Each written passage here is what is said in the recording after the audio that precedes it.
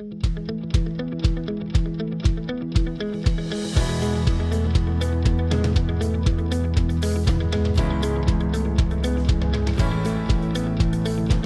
really proud of the work I've done with the Machinists Union through our Machinist Volunteer Program. In particular, I really enjoy doing Toys for Tots once a year. He has been a leader in our community service program, building wheelchair ramps, serving food at the Everett Mission, helping out with Toys for Tots. Really, any project that comes along, he's the first one to raise his hand. I think he's a very compassionate and concerned individual. And I think that's partly what drives his moral compass, and why he dedicates so much time to his community. In the past, we've served food at the Everett Gospel Mission on Sunday mornings. We collect food and go to Northwest Harvest. We do road cleanups, park cleanups, wheelchair ramps, we do those.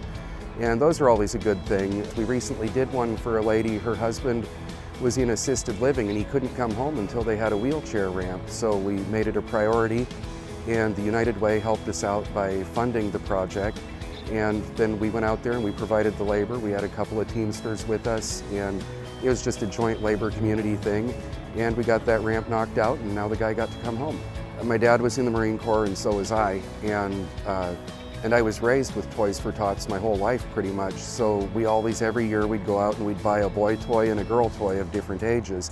Then we'd drop them off in the barrel. And because I was raised with it and I have kids, it's a pet project of mine. I really enjoy it, and making sure that the kids have something, because not everybody's able to get something for Christmas. Paul lives the motto, "Live United," by his actions and his involvement in his community service. I think it's important for us to be involved in our community because we are the community. It's our friends, our neighbors. What happens to them is part of our lives. And those of us who are a little bit more fortunate, who have a job, who have the ability to help, I think it's our responsibility to be an advocate for others, as well as to lend a helping hand when we can.